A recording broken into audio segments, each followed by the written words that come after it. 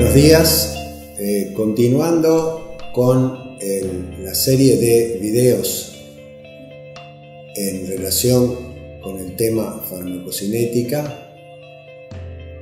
Hoy nos ocuparemos de los procesos que aún no hemos visto. Como recordarán, la farmacocinética tiene una sigla que es LADME, que está formada por las letras de cada uno de los procesos que la componen. Hemos visto la liberación, hemos visto la absorción y pasamos a ver la distribución de fármacos. Se entiende por distribución de fármacos el pasaje de los fármacos desde la sangre hacia los distintos tejidos. Es fundamental entender que cuando uno estudia un proceso debe utilizar una forma de analizar cómo ocurren en un sistema como el de nuestro organismo los eventos. Por ello, la farmacocinética necesita que se comprenda la idea que nuestro organismo no es, como se ve en la primera página del Goodman, un rectángulo, sino que podemos concebirlo como un espacio virtual en el cual el fármaco va a ingresar a través de la dosis en el tiempo, va a alcanzar una concentración en el compartimento, como asimismo va a sufrir un proceso de distribución recién mencionado inicial. Esto es fundamental y para tratar de entender lo que ocurre en el proceso de distribución utilizaremos una sustancia liposoluble que se ha utilizado, ahora ya ha sido reemplazada por otras, en la inducción anestésica, es decir, esto se refiere a la pérdida rápida de la conciencia en un paciente que va a ser anestesiado. El inductor tiopental es un fármaco muy soluble, liposoluble, que luego de su administración intravenosa sufre una dilución en la sangre y es llevada rápidamente por la misma hacia los órganos altamente irrigados que se equilibran con ella a una gran velocidad, es decir, es llevada a el hígado, riñón, corazón y cerebro.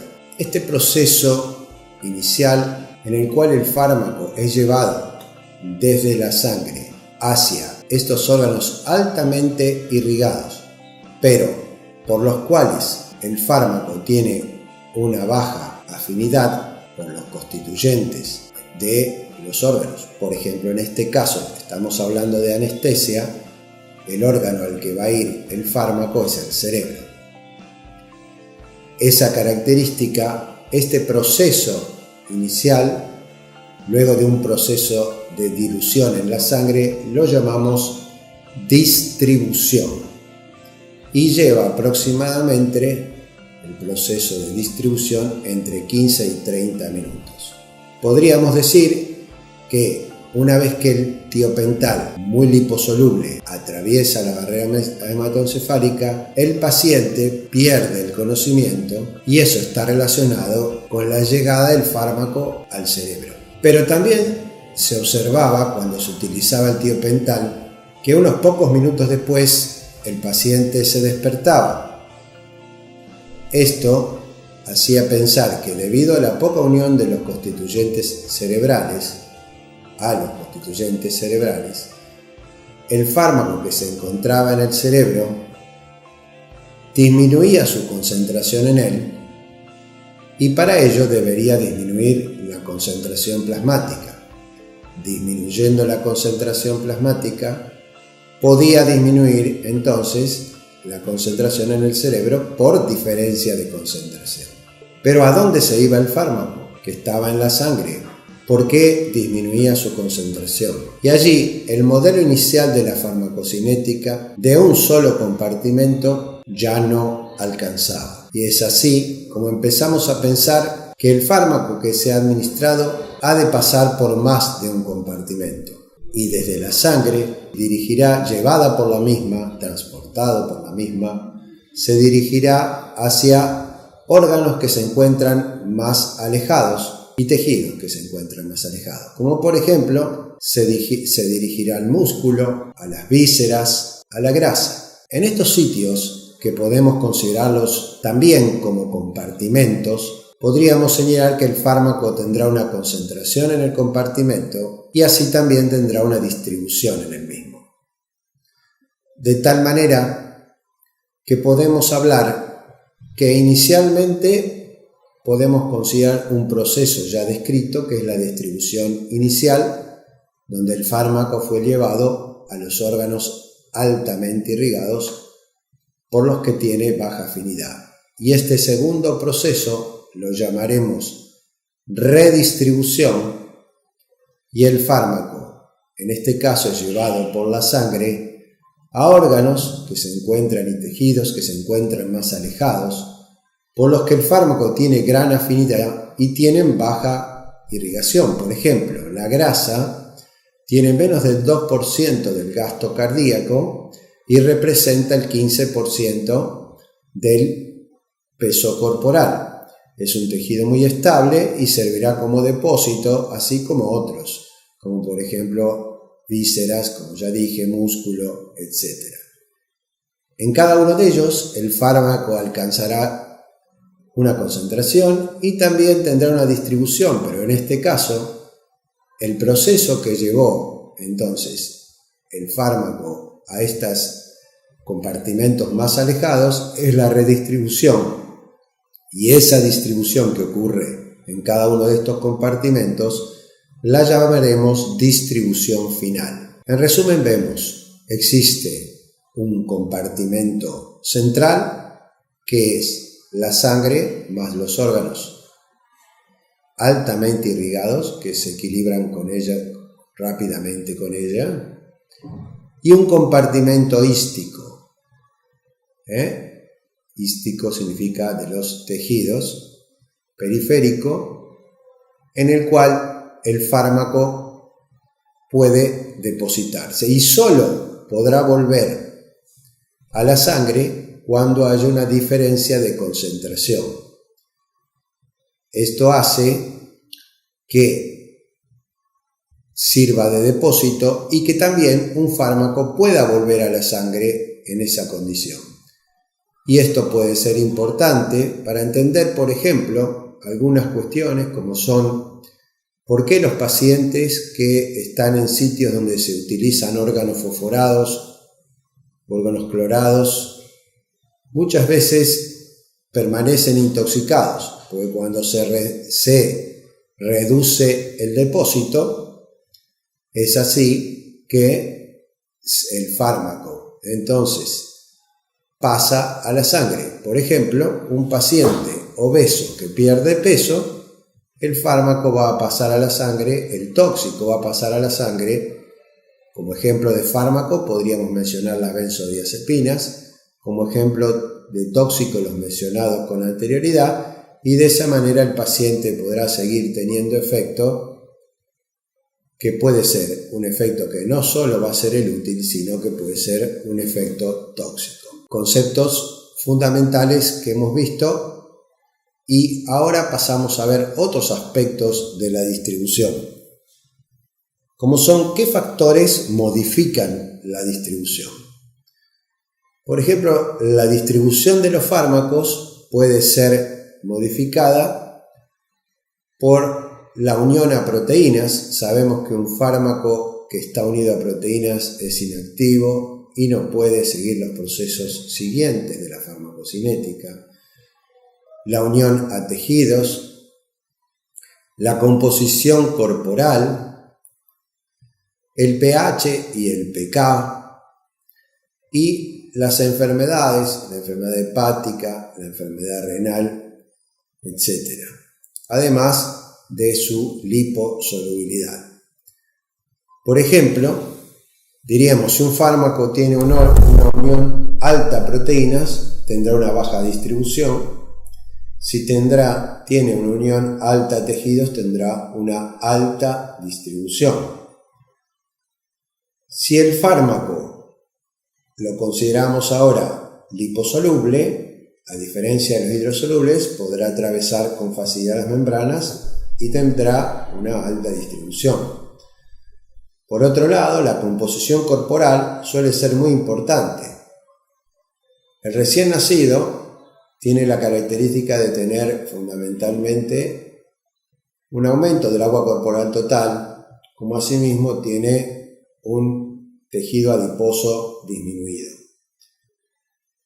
Esto es fundamental porque los fármacos que se distribuyen en el agua corporal tendrán una alta distribución, pero aquellos que lo hacen en la grasa tendrán una baja distribución. Por el contrario, si analizamos el anciano, en esta edad generalmente se produce un aumento del tejido adiposo y una disminución del tejido muscular, pasando lo contrario. Los fármacos, además, se reduce el agua corporal total. Entonces, los fármacos que tienen una distribución en grasa, en el anciano tendrán una alta distribución. Los que tienen distribución en agua tendrán hidrosolubles, nosotros somos liposolubles, tendrán una baja distribución. Como asimismo, aquellos que se depositan en el músculo, como la digoxina, tendrán una baja distribución, una mayor concentración plasmática, y esto deberá tenerse en cuenta para el ajuste de las dosis. Finalmente, en cuanto a la enfermedad, quisiera señalar que la enfermedad renal, por ejemplo, produce una alteración de la distribución de los fármacos por factores relacionados, por ejemplo, con la acidosis de la uremia o la alcalosis de la hipocalemia, pero también el proceso, la enfermedad que estamos considerando, genera alteración química en la proteína que denominamos carbamilación, lo cual determina que haya alteración en la afinidad a la proteína y mayor fracción de droga libre, que es la droga activa. Además, debemos considerar que en este mismo padecimiento, en la insuficiencia renal, ocurren desplazamiento de la unión de las drogas a proteínas por lo siguiente. Por ejemplo, el riñón, que tiene una deficiencia en su función, al ocurrir esto se acumulan ácidos orgánicos, compuestos endógenos, que compiten con los fármacos por la unión a proteínas y también aumentan la fracción libre, que como ustedes recordarán es la fracción activa. Por último, deberemos recordar que en algunas intoxicaciones, como por ejemplo la intoxicación con ácido acetilsalicílico, ocurre que sin haber desplazamiento de una proteína, el propio pH ácido favorece el desplazamiento de la aspirina hacia el sistema nervioso central y sus condiciones. Mencionando al pH y al pK, diremos que cuando un fármaco se comporta como un ácido, una base débil al pH fisiológico y se vuelve electrolítico, es decir, adquiere carga, esto determina que, como las membranas presentan carga, haya dificultad en atravesar las membranas y en general puede ser uno que no tendrán altos volúmenes de distribución, sino más bien bajos, una baja distribución. Ustedes me habrán escuchado mencionar varias veces volumen de distribución.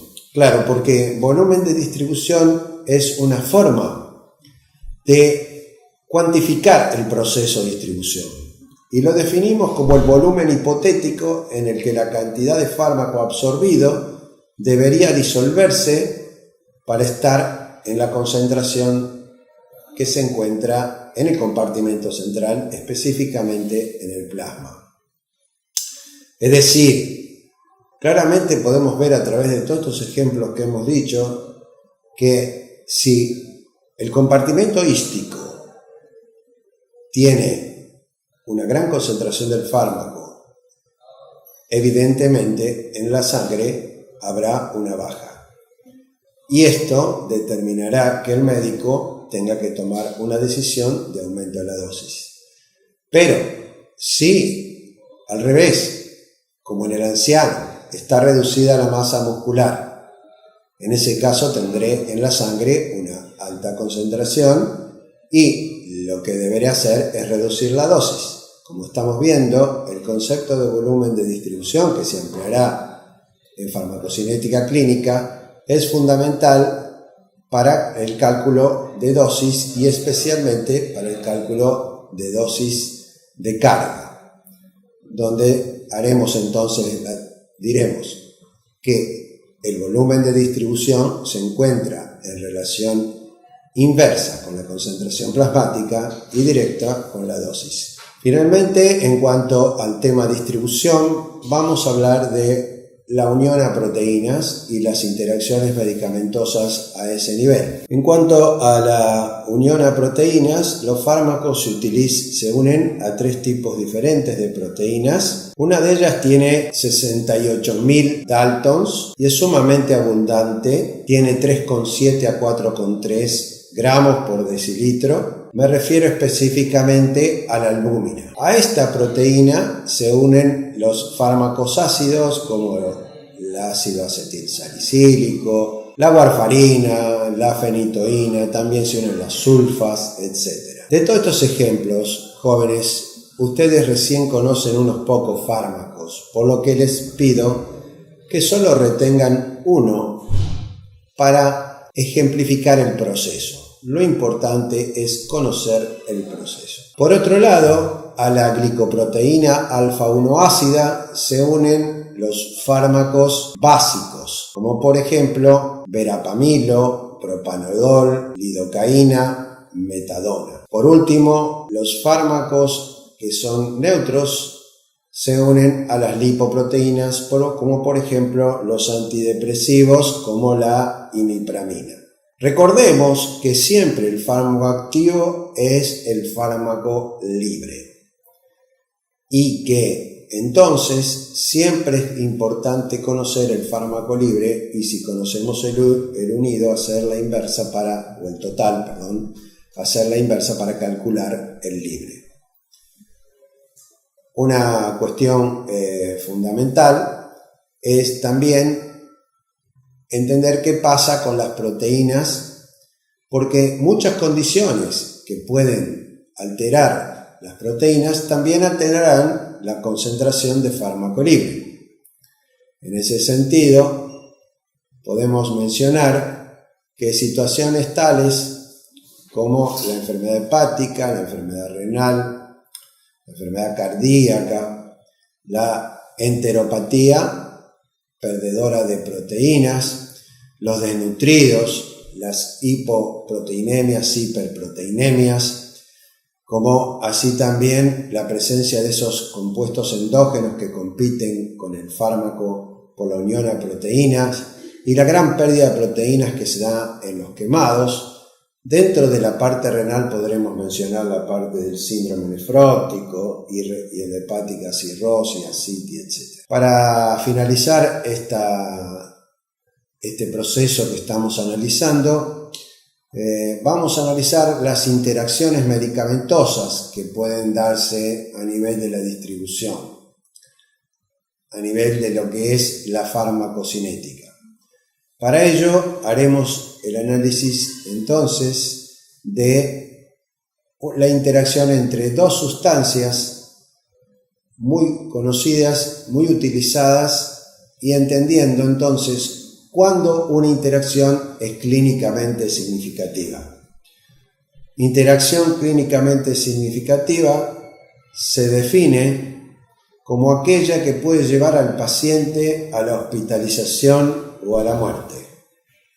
En ese sentido, el uso como automedicación en los pacientes favorecido por la propaganda de la industria farmacéutica, muchas veces inexacta y sesgada, como por ejemplo la que está en las farmacias, donde vemos: tómese una aspirina que previene 1 de cada 3 infartos. El uso de una aspirina en un paciente anticoagulado podría tener un resultado fatal. La situación lo podemos explicar de la siguiente manera. La albúmina habitualmente es una proteína, como dijimos, muy abundante. Hay 0.6 milimol por litro, y cada molécula de albúmina tiene 2 sitios para unión de fármacos, lo cual da 1.2 milimol por litro. Usualmente podemos decir que la albúmina, en las concentraciones que usamos los fármacos, no se satura habitualmente. Pero algunos fármacos, como el valproato o, por ejemplo, como he dicho antes, el ácido acetilsalicílico, alcanzan los 25 a 50 miligramos por decilitro que se necesita para saturar la albúmina. De esta manera, tenemos que cuando el paciente anticoagulado con el fármaco llamado warfarina o acenopumarol penetra en la farmacia y pide una aspirina, se produce entonces un fenómeno de desplazamiento que, si me permiten, podría compararse con lo que pasa en un colectivo un día de partido de Ñuble Central. Por ejemplo, tenemos la warfarina o el acenopumarol que están unidos a la proteína en un 95%, pero que ocupan menos del 1% de esos 2 sitios de unión que mencioné antes en cada molécula. Sin embargo, la aspirina ocupa el 50% de los sitios de unión y el 50% está unido a la albúmina. De tal manera que pensemos una cosa: ¿quién se cae del colectivo cuando hay una avalancha? Obviamente los que están parados. Es decir, que la sustancia que ocupa un alto porcentaje de sitios de unión actúa como desplazante, y la warfarina sería quien se cae del colectivo, la desplazada. Supongamos que del 95% se ha producido un desplazamiento que aumenta la concentración en el compartimento central, es decir, hablando en este momento de la sangre, en un 2%. Si pensamos que la warfarina es una droga de bajo índice terapéutico, lo cual quiere decir que el rango, el margen entre la concentración que produce el efecto buscado en un porcentaje de individuos y la que produce el efecto tóxico o letal, como ustedes ven, la hemorragia en un porcentaje de individuos, es estrecha, como es la de la warfarina, el aumento, aunque sea pequeño, de la concentración plasmática llevará a la concentración que produce el efecto buscado a la que produce la muerte por hemorragia. Además, son fármacos de lo que llamamos baja extracción hepática. La extracción hepática se define como el porcentaje de la cantidad total de fármaco presente en el organismo que es capaz de ser eliminado, metabolizado, en un solo pasaje por el hígado. Existen 2 tipos de fármacos: aquellos que en un solo pasaje se eliminan más del 80%, son llamados flujo dependiente, como el propanolol, y otros que, como la warfarina o el acenopumarol, tienen una fracción de extracción hepática del 20%, como comprenderán. Estos últimos necesitan pasar 5 veces para poder ser eliminados, y así entendemos que la warfarina va a permanecer mucho tiempo en el organismo. De esta manera entendemos que Todo esto sumado va a llevar a la posibilidad de una hemorragia y a la muerte. Muchas veces también es bueno recordar que, aunque ustedes no han visto esto, solo lo menciono, la aspirina inhibe la formación del tromboxano y el tromboxano A2 es un agregante plaquetario, por lo tanto tendremos un efecto antiagregante. En este caso hablamos de una automedicación irresponsable, es decir, está faltando en ese paciente la información necesaria para que no pasen estas cosas. Pero muchas veces los pacientes pueden requerir el uso de los anticoagulantes con el ácido acetil salicílico, como por ejemplo cuando utilizan prótesis. En este caso habrá que utilizarlos, pero con el paciente controlado permanentemente con el estudio de laboratorio que corresponde. Vamos a mencionar las barreras existentes para el pasaje de fármacos y aquellas que, siendo consideradas barreras, no lo son. Dentro de las barreras es muy importante considerar la barrera hematoencefálica y la barrera sangre líquido cefalorraquídea. La barrera hematoencefálica se refiere a la presencia de células gliales, astrocitos, que envuelven a los capilares con escaso espacio intercelular y, además de esto, con un tipo de unión que es la unión ajustada, y por lo tanto el pasaje a través de la barrera hematoencefálica se dificulta a menos que los fármacos sean liposolubles o que utilicen mecanismos especiales de transporte activo, como por ejemplo la levodopa en la enfermedad de Parkinson. Asimismo, debemos considerar que existen sitios en los cuales no hay barrera hematoencefálica, como por ejemplo son el órgano vasculosum del hipotálamo, el sistema porta hipotálamo hipofisario y la parte correspondiente a la zona quimiorreceptora gatillo. Además de esto, en la segunda barrera, o sea, en la barrera sangre cefalorraquídeo, debemos considerar que tenemos que allí el epitelio de los plexos coroideos es un epitelio cuboide que tampoco deja pasar de manera sencilla a los fármacos. Pero no hay problema para la salida del mismo por las vellosidades aracnoideas.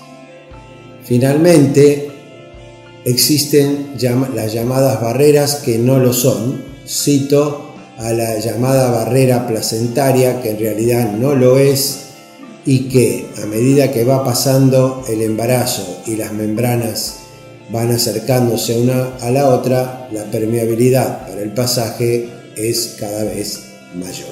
Finalmente, una curiosidad y una pregunta que les dejo en el video para que ustedes la investiguen.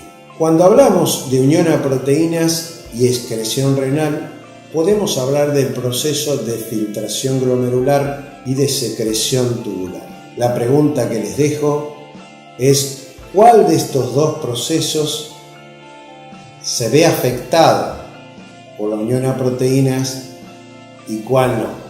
Pero no contesten con la simpleza de que es que las proteínas no pasan el filtro renal. Hay otra explicación que las dejo para que la investiguen. Muy bien, aquí cerramos entonces el segundo video.